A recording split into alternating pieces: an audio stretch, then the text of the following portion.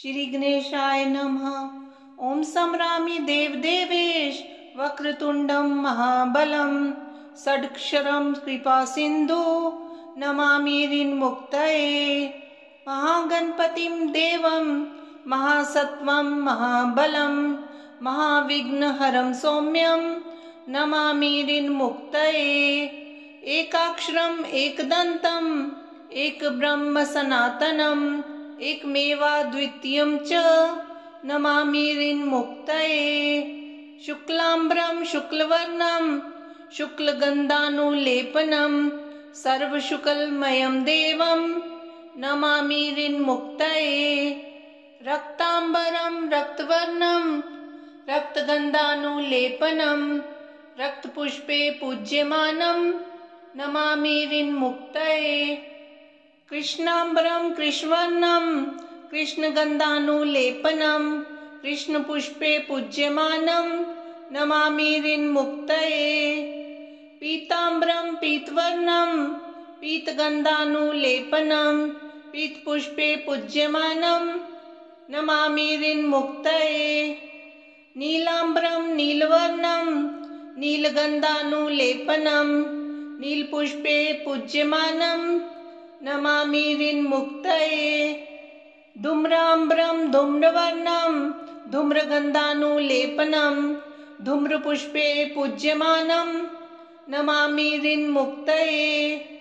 सर्वाम्बरं सर्ववर्णं सर्वगन्धानुलेपनं सर्वपुष्पे पूज्यमानं नमामि ऋन्मुक्तये। भद्रजातं च रूपं च पाशांकुशधरं शुभं सर्वविघ्नहरं देवं नमामि ऋन्मुक्तये। ओम संभ्रामि देवदेवेश वक्रतुंडं महाबलं षडक्षरं कृपा सिंधु नमामि ऋन्मुक्तये। महागणपतिं देवं महासत्वं महाबलं महाविघ्नहरं सौम्यं नमामि ऋन्मुक्तये। एकाक्षरम् एकदन्तम् एक ब्रह्म सनातनम् एकमेवाद्वितीयं च नमामि ऋन्मुक्तये। शुक्लाम्बरं शुक्लवर्णं शुक्लगन्धानुलेपनं सर्वशुक्लमयं देवं नमामि ऋन्मुक्तये। रक्ताम्बरं रक्तवर्णं रक्तगन्धानुलेपनं रक्तपुष्पे पूज्यमानं नमामि ऋन्मुक्तये। कृष्णाम्बरं कृष्णवर्णं कृष्णगन्धानुलेपनं कृष्णपुष्पे पूज्यमानं नमामि ऋन्मुक्तये। पीताम्बरं पीतवर्णं पीतगन्धानुलेपनं पीतपुष्पे पूज्यमानं नमामि ऋन्मुक्तये। नीलाम्बरं नीलवर्णं नीलगन्धानुलेपनं नीलपुष्पे पूज्यमानं नमामि ऋन्मुक्तये। धूम्राम्बरं धूम्रवर्णं धूम्रगन्धानुलेपनं धूम्रपुष्पे पूज्यमानं नमामि ऋन्मुक्तये। सर्वाम्बरं सर्ववर्णं सर्वगन्धानुलेपनं सर्वपुष्पे पूज्यमानं नमामि ऋन्मुक्तये। भद्रजातं च रूपं च पाशांकुशधरं शुभं सर्वविघ्नहरं देवं नमामि ऋन्मुक्तये। ओम संभ्रामि देवदेवेश वक्रतुंडं महाबलं षडक्षरं कृपा सिंधु नमामि ऋन्मुक्तये। महागणपतिं देवं महासत्वं महाबलं महाविघ्नहरं सौम्यं नमामि ऋन्मुक्तये। एकाक्षरम् एकदन्तम् एक ब्रह्म सनातनम् एकमेवाद्वितीयं च नमामि ऋन्मुक्तये। शुक्लाम्बरं शुक्लवर्णं शुक्लगन्धानुलेपनं सर्वशुक्लमयं देवं नमामि ऋन्मुक्तये। रक्ताम्बरं रक्तवर्णं रक्तगन्धानुलेपनं रक्तपुष्पे पूज्यमानं नमामि ऋन्मुक्तये। कृष्णाम्बरं कृष्णवर्णं कृष्णगन्धानुलेपनं कृष्णपुष्पे पूज्यमानं नमामि ऋन्मुक्तये। पीताम्बरं पीतवर्णं पीतगन्धानुलेपनं पीतपुष्पे पूज्यमानं नमामि ऋन्मुक्तये। नीलाम्बरं नीलवर्णं नीलगन्धानुलेपनं नीलपुष्पे पूज्यमानं नमामि ऋन्मुक्तये। धूम्राम्बरं धूम्रवर्णं धूम्रगन्धानुलेपनं धूम्रपुष्पे पूज्यमानं नमामि ऋन्मुक्तये। सर्वाम्बरं सर्ववर्णं सर्वगन्धानुलेपनं सर्वपुष्पे पूज्यमानं नमामि ऋन्मुक्तये। भद्रजातं च रूपं च पाशाङ्कुशधरं शुभं सर्वविघ्नहरं देवं नमामि ऋन्मुक्तये। ॐ संरामि देवदेवेश वक्रतुण्डं महाबलं षडक्षरं कृपासिन्धु नमामि ऋन्मुक्तये। महागणपतिं देवं महासत्वं महाबलं महाविघ्नहरं सौम्यं नमामि ऋन्मुक्तये। एकाक्षरम् एकदन्तम् एकब्रह्म सनातनम् एकमेवाद्वितीयं च नमामि ऋन्मुक्तये। शुक्लाम्बरं शुक्लवर्णं शुक्लगन्धानुलेपनं सर्वशुक्लमयं देवं नमामि ऋन्मुक्तये। रक्ताम्बरं रक्तवर्णं रक्तगन्धानुलेपनं रक्तपुष्पे पूज्यमानं नमामि ऋन्मुक्तये। कृष्णाम्बरं कृष्णवर्णं कृष्णगन्धानुलेपनं कृष्णपुष्पे पूज्यमानं नमामि ऋन्मुक्तये। पीताम्बरं पीतवर्णं पीतगन्धानुलेपनं पीतपुष्पे पूज्यमानं नमामि ऋन्मुक्तये। नीलाम्बरं नीलवर्णं नीलगन्धानुलेपनं नीलपुष्पे पूज्यमानं नमामि ऋन्मुक्तये। धूम्राम्बरं धूम्रवर्णं धूम्रगन्धानुलेपनं धूम्रपुष्पे पूज्यमानं नमामि ऋन्मुक्तये। सर्वाम्बरं सर्ववर्णं सर्वगन्धानुलेपनं सर्वपुष्पे पूज्यमानं नमामि ऋन्मुक्तये। भद्रजातं च रूपं च पाशाङ्कुशधरं शुभं सर्वविघ्नहरं देवं नमामि ऋन्मुक्तये। ॐ संरामि देवदेवेश वक्रतुण्डं महाबलं षडक्षरं कृपासिन्धु नमामि ऋन्मुक्तये। महागणपतिं देवं महासत्वं महाबलं महाविघ्नहरं सौम्यं नमामि ऋन्मुक्तये। एकाक्षरम् एकदन्तम् एकब्रह्म सनातनम् एकमेवाद्वितीयं च नमामि ऋन्मुक्तये। शुक्लाम्बरं शुक्लवर्णं शुक्लगन्धानुलेपनं सर्वशुक्लमयं देवं नमामि ऋन्मुक्तये। रक्ताम्बरं रक्तवर्णं रक्तगन्धानुलेपनं रक्तपुष्पे पूज्यमानं नमामि ऋन्मुक्तये। कृष्णाम्बरं कृष्णवर्णं कृष्णगन्धानुलेपनं कृष्णपुष्पे पूज्यमानं नमामि ऋन्मुक्तये। पीताम्बरं पीतवर्णं पीतगन्धानुलेपनं पीतपुष्पे पूज्यमानं नमामि ऋन्मुक्तये। नीलाम्बरं नीलवर्णं नीलगन्धानुलेपनं नीलपुष्पे पूज्यमानं नमामि ऋन्मुक्तये। धूम्राम्बरं धूम्रवर्णं धूम्रगन्धानुलेपनं धूम्रपुष्पे पूज्यमानं नमामि ऋन्मुक्तये। सर्वाम्बरं सर्ववर्णं सर्वगन्धानुलेपनं सर्वपुष्पे पूज्यमानं नमामि ऋन्मुक्तये।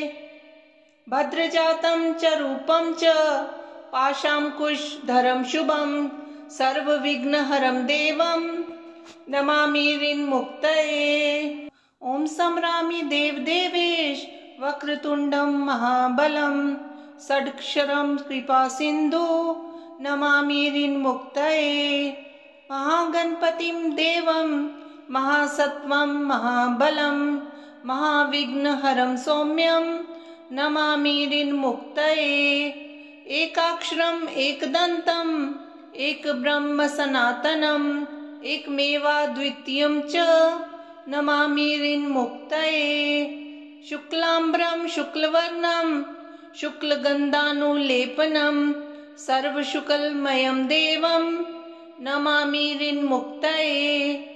रक्ताम्बरं रक्तवर्णं रक्तगन्धानुलेपनं रक्तपुष्पे पूज्यमानं नमामि ऋन्मुक्तये। कृष्णाम्बरं कृष्णवर्णं कृष्णगन्धानुलेपनं कृष्णपुष्पे पूज्यमानं नमामि ऋन्मुक्तये। पीताम्बरं पीतवर्णं पीतगन्धानुलेपनं पीतपुष्पे पूज्यमानं नमामि ऋन्मुक्तये। नीलाम्बरं नीलवर्णं नीलगन्धानुलेपनं नीलपुष्पे पूज्यमानं नमामि ऋन्मुक्तये। धूम्राम्बरं धूम्रवर्णं धूम्रगन्धानुलेपनं धूम्रपुष्पे पूज्यमानं नमामि ऋन्मुक्तये। सर्वाम्बरं सर्ववर्णं सर्वगन्धानुलेपनं सर्वपुष्पे पूज्यमानं नमामि ऋन्मुक्तये। भद्रजातं च रूपं च पाशाङ्कुशधरं शुभं सर्वविघ्नहरं देवं नमामि ऋन्मुक्तये। ॐ संरामि देवदेवेश वक्रतुण्डं महाबलं षडक्षरं कृपासिन्धु नमामि ऋन्मुक्तये। महागणपतिं देवं महासत्वं महाबलं महाविघ्नहरं सौम्यं नमामि ऋन्मुक्तये। एकाक्षरम् एकदन्तम् एकब्रह्म सनातनम् एकमेवाद्वितीयं च नमामि ऋन्मुक्तये। शुक्लाम्बरं शुक्लवर्णं शुक्लगन्धानुलेपनं सर्वशुक्लमयं देवं नमामि ऋन्मुक्तये। रक्ताम्बरं रक्तवर्णं रक्तगन्धानुलेपनं रक्तपुष्पे पूज्यमानं नमामि ऋन्मुक्तये।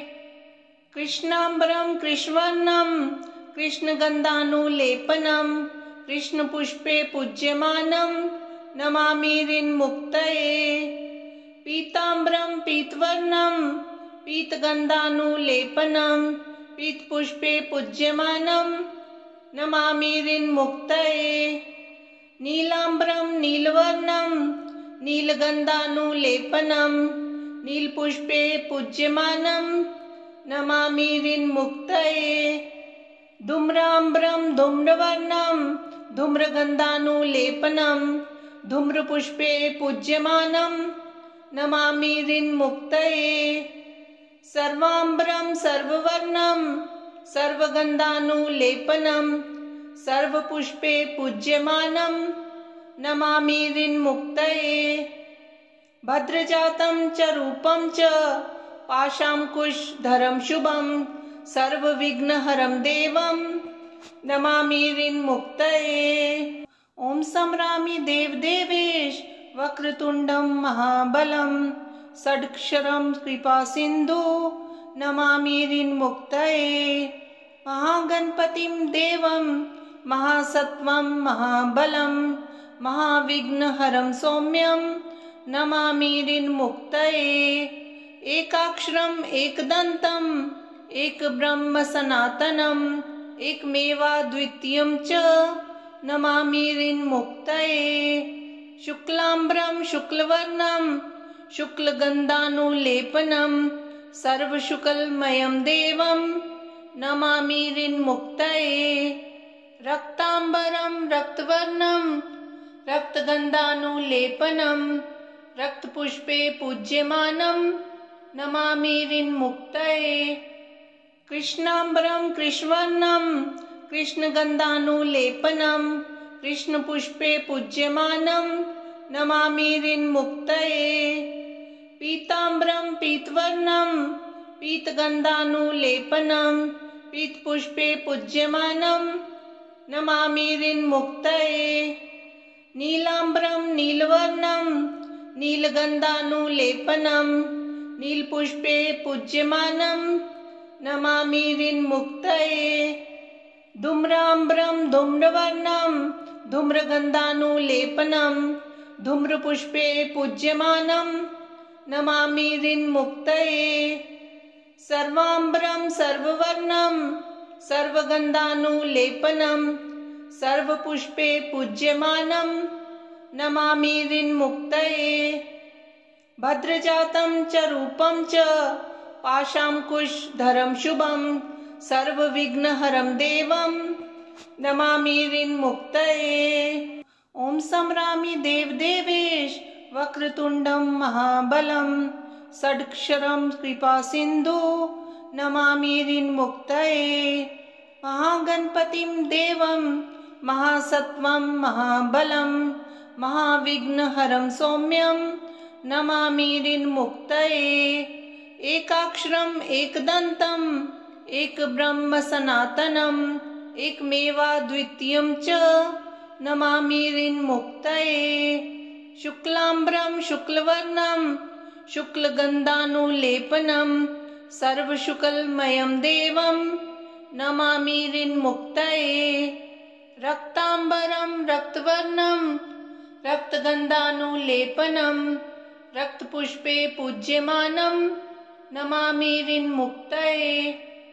कृष्णाम्बरं कृष्णवर्णं कृष्णगन्धानुलेपनं कृष्णपुष्पे पूज्यमानं नमामि ऋन्मुक्तये। पीताम्बरं पीतवर्णं पीतगन्धानुलेपनं पीतपुष्पे पूज्यमानं नमामि ऋन्मुक्तये। नीलाम्बरं नीलवर्णं नीलगन्धानुलेपनं नीलपुष्पे पूज्यमानं नमामि ऋन्मुक्तये। धूम्राम्बरं धूम्रवर्णं धूम्रगन्धानुलेपनं धूम्रपुष्पे पूज्यमानं नमामि ऋन्मुक्तये। सर्वाम्बरं सर्ववर्णं सर्वगन्धानुलेपनं सर्वपुष्पे पूज्यमानं नमामि ऋन्मुक्तये। भद्रजातं च रूपं च पाशाङ्कुशधरं शुभं सर्वविघ्नहरं देवं नमामि ऋन्मुक्तये। ॐ संरामि देवदेवेश वक्रतुण्डं महाबलं षड्क्षरं कृपासिन्धु नमामि ऋन्मुक्तये। महागणपतिं देवं महासत्वं महाबलं महाविघ्नहरं सौम्यं नमामि ऋन्मुक्तये।